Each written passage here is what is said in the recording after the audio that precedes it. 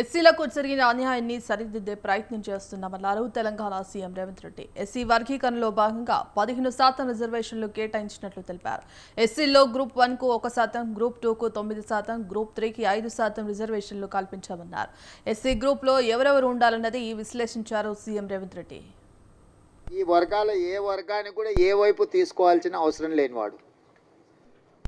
అతన్ని హైకోర్టు జడ్జిగా రిటైర్ అయితే వారిని one man commission, judicial commission జడ్జిగా వారిని నియమించి 59 ఉపకులాలను ఏ రకంగా వర్గీకరించాలి, రోస్టర్ విధానం ఎట్లా ఉండాలి ఏందని చాలా లోతుగా విశ్లేషించి 59 కులాలకైనా 199 పేజీల ఒక విశ్లేషణ మొత్తం ఇచ్చిండు. ఒక్కొక్క సామాజిక వర్గము ఇప్పటి వరకు ఒక డాక్టర్ కానీ ఒక చిన్న గ్రాడ్యుయేట్ అయిన కాని ఉన్నాయి, ఓ చిన్న డాక్టరో లేకపోతే ఒక గెజిటెడ్ ఆఫీసర్ ఉద్యోగం రాని వర్గాలు చాలా ఉన్నాయి. వాటి ఒక్కొక్కరిని విశ్లేషించుకుంటూ 199 పేజీల ఒక నివేదిక తయారు చేస్తూ ఈరోజు ఎస్సీ 15% రిజర్వేషన్లను గ్రూప్ 1కు 1%, గ్రూప్ 2కి 9%, గ్రూప్ 3కి 5%, ఏ గ్రూపులలో ఎవరెవరు ఉండాలనో కూడా విశ్లేషించాను.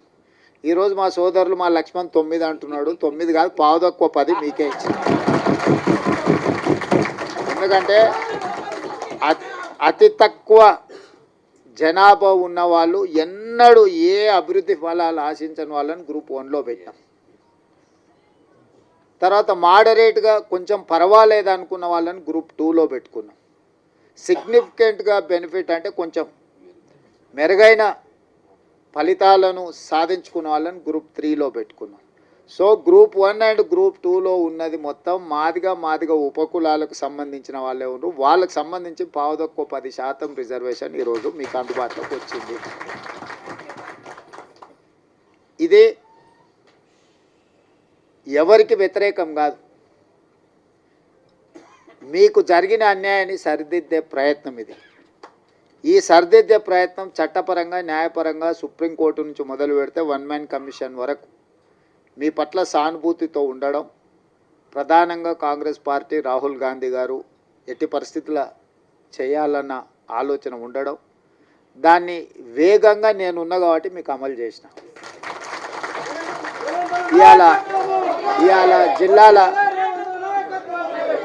ఇవాళ జిల్లాలో మొదటి నుంచే నేను జడ్పీటీసీ కావచ్చు, ఎమ్మెల్సీ కావచ్చు, ఎమ్మెల్యే కావచ్చు, ఎంపీ కావచ్చు, ఇవాళ ముఖ్యమంత్రి కావచ్చు, ఏ స్థాయిలో నేను రాజకీయాలలో చిన్నది పెద్దది ఏ పదవైనా ఉండని మాదిగోళ్ళ పిల్లలు న్యాయంబడే తిరిగి ఎన్నికల ప్రచారం చేశాను.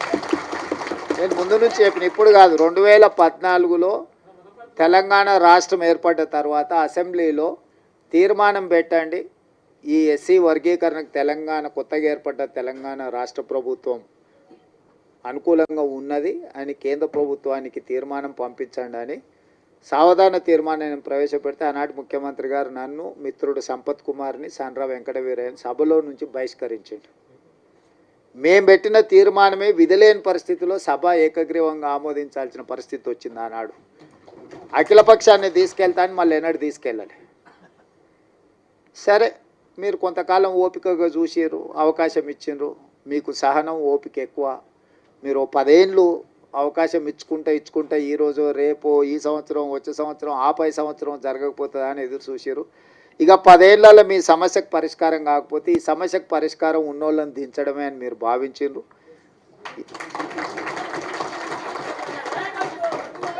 మీరు అవకాశం ఇస్తే మొదటి సంవత్సరంలోనే సుప్రీంకోర్టులో జడ్జిమెంట్ వచ్చిన, సుప్రీంకోర్టులో కేసులు సంవత్సరాల కొద్ది వాయిదా పడుతుంటే నేను అయిన తర్వాత దామన్నని పిలిచిన, మన ఎమ్మెల్యేలు అందరిని పిలిచిన, అక్కడ సుప్రీంకోర్టులో కేసు వాయిదాలు పడుకుంటూ పోతుంది, ఇంకా దీన్ని వాయిదాలు వేయడానికి వీలు లేదు, మనమే ప్రత్యేకంగా ప్రభుత్వం నుంచి ఉద్దండులైన న్యాయవాదులను నియమిద్దామన్నా, నువ్వు ఢిల్లీకి వెళ్ళు, ఎమ్మెల్యేలు అందరిని తీసుకొని అని చెప్పి వేముల వీరేశాన్ని, మందుల శామెల్ను, గవ్వంపల్లి సత్యనారాయణన్, లక్ష్మణ్ని అందరినీ ఎమ్మెల్యేలు అందరినీ దామన్నకు తోడిచి ఒక కమిటీలాగా ఢిల్లీకి పంపించి మన సిద్ధార్థ్ లూత్రాను, అభిషేక్ సింఘ్వీని, వీళ్ళందరినీ న్యాయవాదులను అందరినీ మన తరఫున సుప్రీంకోర్టులో బలంగా కేసును బెంచ్ మీదకి తీసుకొచ్చి బలంగా వాదనలు వినిపించినాం. ఎందుకు వర్గీకరణ చేయాలని దాని మీద పంజాబ్ వర్సెస్ యూనియన్ ఆఫ్ ఇండియాలో ఉన్న కేసు చాలా ఏళ్ళ నుంచి పెండింగ్ ఉంది. దీంట్లో మీరు అందరు పిల్లలు చాలామంది చదువుకున్న వాళ్ళు ఉన్నారు.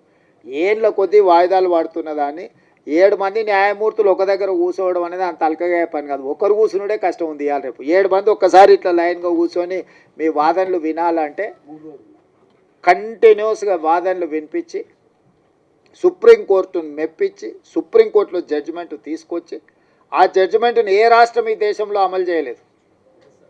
ఏ రాష్ట్రం, ఏ కేంద్ర ప్రభుత్వం ఇవాళ మా సోదరుడు ఎక్కడైతే మద్దతు పలుతుండో, నాకు మంచి మిత్రుడు ఆయన, నాకేం విభేదాలు లేవు. నేను మళ్ళీ మీరు ఎవరైనా అనుకున్నారు, కృష్ణమాదిగతో నాకు పర్సనల్ రిలేషన్ చాలా గొప్పగా ఉంది. ఆయనతో నాకు ఏం చిన్న ఎంట్రకాంత కూడా మాకు భిన్నాభిప్రాయాలు. కాకపోతే నాకంటే ఆయన కిషన్ అన్నను మోడీని ఎక్కువ నమ్ముతుండు. కానీ వాళ్ళ ప్రభుత్వాలు ఉన్న దగ్గర కూడా ఎక్కడ అమలు చేయలే. ఎక్కడ కూడా ఏ రాష్ట్రంలో అన్న వాళ్ళ ప్రభుత్వం ఉన్న కాదు. ఇన్ని రాష్ట్రాలలో వాళ్ళ ప్రభుత్వం ఉంది, నన్ను చేసిరా. కానీ నేనేందంటే ఈ వర్గాలకు అన్యాయం జరిగింది, ఇక నేను ఉన్నప్పుడు కూడా న్యాయం చేయకపోతే వీళ్ళకి ఎవ్వరు న్యాయం చేయరని నేను బలంగా నమ్మిన. అందుకే ఇంకెవ్వరు ఏమన్నా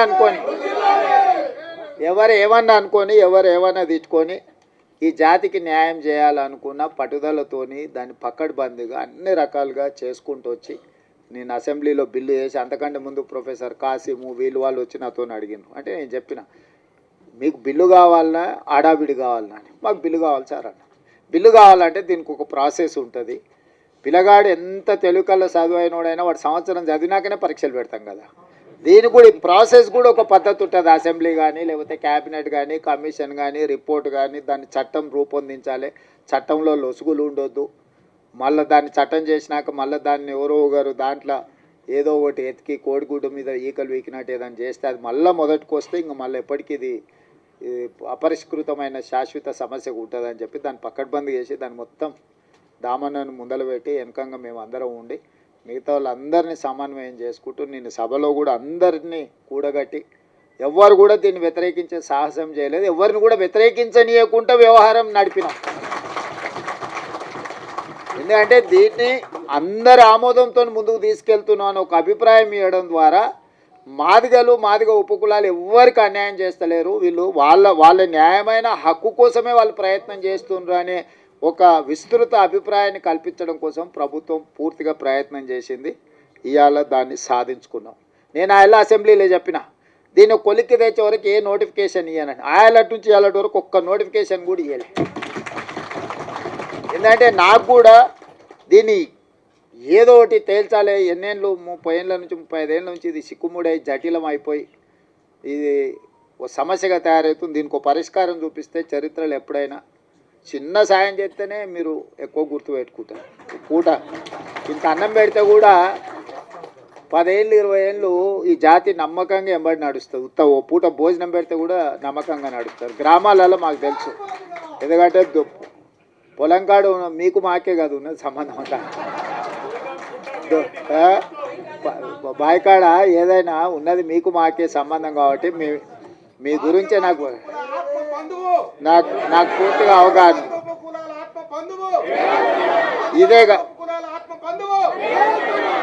ఇదే కాకుండా నేను అయిన తర్వాత state election commissioner Ismail Pullaiah గారి కూతురు రాణి కుమిదిని మాదిగ ఆడబిడ్డని నేను వేసిన.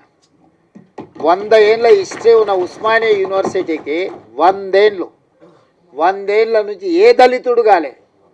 మొదటిసారి దళితుని, అది మాదిగలకు సంబంధించిన కుమార్ని ఇలా ఉస్మానియా యూనివర్సిటీ వైస్ ఛాన్సలర్ చేసిన.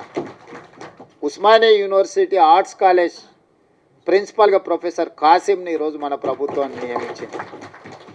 అదేవిధంగా దామన్న సరే ఆయన డిప్యూటీ సీఎంగా చేశారు, ఇవన్నీ చేశారు. లక్ష్మణ్ని విప్పుగా చేసినాం. అదేవిధంగా మనము రాజీవ్ గాంధీ IIIT బాసరకు మనం మాదిగా వైస్ ఛాన్సలర్ని మనం నియమించుకున్నాం. పబ్లిక్ సర్వీస్ కమిషన్లో పాల్వాయి రజనీ కుమార్ని ఈరోజు మెంబర్గా మాదిగా ఆడబిడ్డని ఈరోజు విద్యా కమిషన్ వేస్తే చారగొండ వెంకటేష్ని వేసినాం. ప్రొఫెసర్ పురుషోత్తం గారిని రిటైర్ అవ్వగానే ఇమ్మీడియట్గా హయ్యర్ ఎడ్యుకేషన్లో వైస్ చైర్మన్గా నియమించుకున్నాం. అదే సరే సీఎం ఆఫీస్ సరే టికెట్ల విషయంలో సరే అంటే నేను ఎందుకు ఇవన్నీ మీకు చెప్తున్నా అంటే గతంలో మీకు చిన్న అవకాశం రావడానికి చాలా కష్టం ఉండే. ఇవాళ state election commissioner, Osmania university, Rajiv Gandhi triple IT, higher education, విద్యా కమిషన్, పబ్లిక్ సర్వీస్ కమిషన్, ఎక్కడైనా నాకు ఏ అవకాశం వచ్చినా ఎవరు ఏమని అనుకొని వీళ్ళకి ఈసారి చేయాల్సిందే అని చెప్పి అవసరమైతే మా వాళ్ళని పక్కన పెట్టి కూడా మీ వాళ్ళకి చేసిన. ఎందుకంటే మీకు నష్టమైంది కాబట్టి వీళ్ళందరినీ మేలు చేయాలి, మేలు చేస్తే ప్రయోజనం ఉంటుంది, మీరందరూ బాగుపడాలని నా సూచన ఒక్కటే, అవకాశం వచ్చినప్పుడు నిలబెట్టుకోండి, దాన్ని 10 మందికి సాయం చేయడానికి ఉపయోగించండి. మన వాళ్ళకి ఏమవుతుందంటే మీకైనా మాకైనా రాగానే జర పుర్సత్ అయిపోతాం, మనం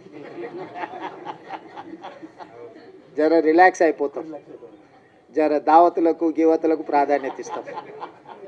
దాంతో ఏమవుతుందంటే చూసినావా వీళ్ళకి అవకాశం ఇస్తే నిలబెట్టుకోలేదు, వీళ్ళకి అవకాశం ఇస్తే గిట్ల చేసిరు, వీళ్ళకి అవకాశం ఇస్తే గట్ల చేసిరు అని ఎదురుగున్నోళ్ళు మన వెనకంగా మాట్లాడుకుంటారు. అందుకోసం నేనేమంటున్నట్టు ఈ అవకాశం వచ్చిన వాళ్ళు కానీ రేపు భవిష్యత్తులో ఈ ఉద్యోగాలలో డాక్టర్లుగా, లాయర్లుగా, ఇంజనీర్లుగా, ఐఏఎస్లుగా, ఐపీఎస్లుగా మన పిల్లలు ఎవరైనా చివరికి హోంగార్డ్ కానీ కానిస్టేబుల్ కానీ 10 మందికి సాయం చేసేటట్టు మనం దీన్ని నిలబెట్టుకుంటే ఏమవుతుందంటే ఇంకో 10 అవకాశాలు వస్తాయి. మనం అవకాశం ఇచ్చినప్పుడు దీన్ని సరిగ్గా మనము ప్రజల ముందర కొంచెం మన గౌరవం పెరిగేటట్టు మనం వివరించకపోతే ఇక వీళ్ళకి ఇస్తే గింతేనా, వీళ్ళు మారరు, వీళ్ళు గిట్లనే ఉంటారు. అంటే నేను జర ఓపెన్ అయ్యి చెప్తున్నా, మీతో ఎందుకు చెప్తున్నానో దీన్ని అర్థం చేసుకోరి. అంతా బాగుందని చెప్పి మీకు చేతులు కలిపి ఫోటో దిగి పంపొచ్చు, కానీ దానివల్ల పూర్తి స్థాయి ప్రయోజనం లేదు. మనకి ఏ అవకాశం వచ్చినా దాన్ని నిలబెట్టుకొని అరే వీళ్ళకి ఇస్తే సమర్థులే, బాగా చేస్తారు, 10 మందికి ఉపయోగపడతారు, జర పద్ధతి మీద ఉంటారని మనం నిరూపించుకుంటే ఏమవుతుందంటే ఇంకో 10 అవకాశాలు కొత్త వాళ్ళకి వస్తాయి. మనం దాన్ని ఆ అవకాశాన్ని మనం సరిగ్గా ఒడిసి పట్టుకోకపోతే ఏమవుతుందంటే ఎక్కడో ఒక దగ్గర వీళ్ళకి ఇస్తే గిట్టనే చేస్తారా అని మీకు మాకు ఆ చెడ్డ పేరు రావద్దు. అందుకోసమని ఇచ్చిన అవకాశాలు వీడు ఇచ్చిన వాళ్ళకే కాదు, రేపు వచ్చే అవకాశాలలో ఏ ఉద్యోగం వచ్చినా ఎవరన్నా మనోళ్ళు వస్తే కూసబెట్టి మర్యాద ఇచ్చి పని ఉంటే చేసి పెట్టురు, లేకపోతే వాళ్ళకు సలహా ఇరు. ఒకసారి వాళ్ళకి తెలియదు పాపం, ఎక్కడి నుంచో కింద నుంచి కష్టపడి వస్తాడు, వాళ్ళకి తెలియక ఏదన్నా అట్లా ఇట్లా కొంచెం మాట్లాడతారు, వాళ్ళు కూర్చోబెట్టి మాట్లాడేది నేర్పాలి, పని ఎట్లా చేసుకోవాలో నేర్పాలి, ఈ పని ద్వారా 10 మందికి ఎట్లా మనము సాయం చేయాలో కూడా వాళ్ళకి కొంచెం ఓపిక తెచ్చుకొని నేర్పాలి. మేము అయిపోయినాం కాబట్టి మేము ఇంకా మిగతా వాళ్ళకి మేము పెద్దగా చెప్పము అనే విధానం మనకు ఉండొద్దు. ఎందుకంటే ఇది ఒక గొప్ప అవకాశం, ఈ గొప్ప అవకాశాన్ని 10 మందికి ఉపయోగపడే విధంగా చేయండి. ఏదున్నా నేను ఉన్నంత వరకు మీ ఓడే ఉన్నాడు అనుకోండి కుర్చీలో. ఎందుకు చెప్తున్నా అంటే నాకేం ఇంటికి తీసుకుపోయేది ఏంది లేదు, నేను ఏది నా ఇంటికి తీసుకుపోను. 10 మంది ఇబ్బందులు ఉన్న వాళ్ళకి సాయం చేయడానికి నేనున్నా, నాకు పేరు తప్ప ఇంకేంది లేదు. అరే నన్ను కనిపిస్తే మీరు నమస్కారం పెడితే నాకు సంతోషం అవుతుంది అంతే. అరే మా కన్న చేసి నమస్తే అన్న, నన్ను గుర్తుపట్టకపోయినా నేను మిమ్మల్ని గుర్తుపట్టకపోయినా నమస్తే పెడితే నేను చేసిన పనికి నాకు సంతోషం కలుగుతుంది. నేను అంతమించి మీ నుంచి ఏం ఆశిస్తలేదు. ఆయన సతీష్ మాదిగా నేను పొట్టేలు కోసి దావతీయమని కూడా నేనేం అడుగుతలేదు.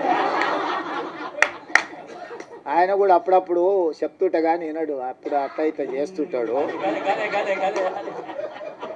ఆయన దృష్టిలో పెట్టుకొని ఇప్పటి దగ్గర చెప్పిన, శిలక్కి చెప్పినట్టు చెప్తినరా నాయన నీకెందుకు నేను ఉన్నా కదా అని అంటే ఉన్నట్టు ఉంటాడు, అప్పుడే అట్లా పోయేస్తాడు.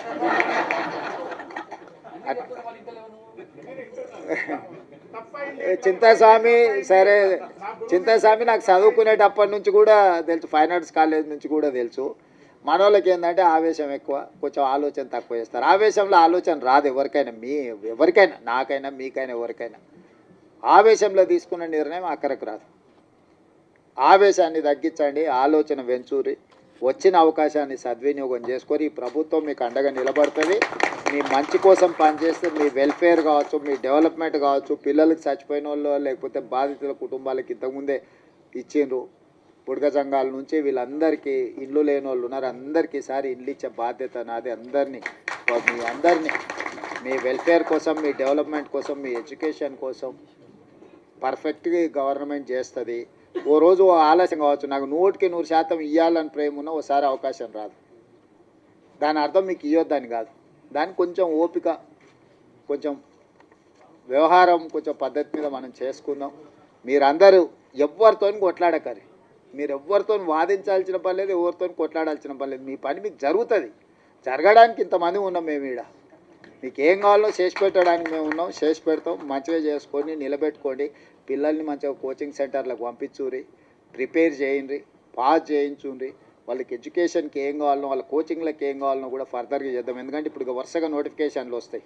ఈ నోటిఫికేషన్లలో పిల్లలు సెలెక్ట్ కాకపోతే మనం ఇచ్చిన ప్రయత్నం అంత ఏంది? బ్యాక్లాగ్ పోస్టులు ఎందుకు ఉండాలి? పిల్లల్ని చదివించురు, వాళ్ళ చదువులకు కావాల్సిన, వాళ్ళ కోచింగ్లకు కావాల్సిన ఏమున్నాయి, ఫారెన్ పంపించడానికి స్కాలర్షిప్లు ఉన్నాయి, అన్నీ ఇస్తా. పిల్లల్ని పంపించురు, బయటికి పంపిరు. ఎంతసేపు మన ఊర్లోనే మనం ఉండి, మన ఇళ్ళలోనే మనం ఉండి, మన దగ్గరనే ఉండి, ఇక్కడనే మనం ఇందులోనే ఇది చేయకంటే కొంతమంది చదువుకున్న వాళ్ళు చిన్న బయటకు పోతుంటే వాడు పెద్దోడు అవుతాడు, ఎదుగుతాడు, సమాజానికి ఉపయోగపడతాడు. వాడిని చూసి ఇంకో నలుగురు తయారవుతారు. అరే మావాడు అమెరికాకు పోయి మేము కూడా పోతుంటాం, వాడు పోయినోడు నలుగురిని తీసుకుపోతాడు. ఒకరు పోయినరా అనుకో, నలుగురు తనకు తెలిసిన వాళ్ళే తీసుకుపోతాడు కదా. అట్లనే మన దాంట్లో కూడా ఎవరైనా పోయేది ఉంటే కొంచెం భుజం దట్టూరి చేయరి, ఏ పని ఉన్నా వచ్చి చేయించుకొని పోండి. మీ అందరిని చూసి నాకు మంచి సంతోషమైంది. మీరందరూ అండగా నిలబడి. ఒక సభ నేను మిమ్మల్ని అందరిని అడిగేది ఒక్కటే, నా కోసం కాదు, రాహుల్ గాంధీ గారు దీంట్లో పెద్ద ఎత్తున చేసిండు. మీ సత్తా ఆనాడు ధర్మయుద్ధం పరేడ్ గ్రౌండ్లో చేసినప్పుడు నేను మీకు అండగా నిలబడ్డా. మీకు గుర్తుందో లేదో మరి వచ్చిన వాళ్ళకి. సరే, ఆ రోజు నేను వచ్చిన అట్లాంటిది ఈరోజు విజయోత్సవ సభ పెట్టుండ్రి. రాహుల్ గాంధీని దామన్న తీసుకొస్తాడు. ఎందుకంటే మనము కృతజ్ఞత చూపిస్తే ఆయనకు కూడా ఉత్సాహం వచ్చి ఇంకో 4 రాష్ట్రాలలో చేపిస్తాడు. ఎందుకంటే ఇప్పుడు కర్ణాటకలో, మిగతా రాష్ట్రాలలో కూడా ఇది కొంచెం వాయిదా పడతా వస్తుంది. మీరు అండగా నిలబడ్డట్టు 10 లక్షల మంది జమై ఆయన నిజేసి దామన్న మనోళ్ళందరి నేతృత్వంలో, మహేష్ గౌడ్ గారి నేతృత్వంలో ఒక అభినందన సభ పెట్టి రాహుల్ గాంధీ గారిని ఇచ్చేసారండి. ఏ మనిషి అయినా అభినందన కంటే ఏముంటుంది? గాంధీ కుటుంబానికి ఏంది? దేశం కోసం సర్వం ఇచ్చిన వాళ్ళు, దేశం కోసం సర్వం ఇచ్చారు, ప్రాణాలు ఇచ్చారు, అన్ని ఇచ్చారు. వాళ్ళకి ఏముంటుంది? మీరు మాకు సాయం చేసారు, మిమ్మల్ని గుర్తుపెట్టుకున్నామని మీరు అందరు గట్టిగా చప్పట్లు కొడితే ఆయన ఉత్సాహంతో ఇంకా 4 రాష్ట్రాలలో చేపిస్తాడు. మన ప్రభుత్వం ఉన్న ప్రతి రాష్ట్రంలో అమలు జరిగితే ఆటోమేటిక్గా మిగతాలో కాక సెగ తగులుతూనే ఉంటుంది. తగలదా? తప్పు సప్పుడు ఇప్పిస్తూనే ఉంటుంది కదా వాళ్ళ చెవులకు. అందుకోసమని ఈడ కదలంగానే అవతల పక్కలా కొంచెం కదులుతూనే ఉంది కదా. ఆ పక్కన ఈ పక్కన ఆటోమేటిక్ అట్లా కదులుతుంది. అరే వీళ్ళంతా రాహుల్ గాంధీ అమ్మడు పోయేటట్టున్నారు అంటే భయానికైనా చేస్తారు. అప్పుడప్పుడు జర తెలుగుగా భయపెట్టి కూడా చేసేది నేర్చుకోండి అని తెలియజేస్తూ సెలవు.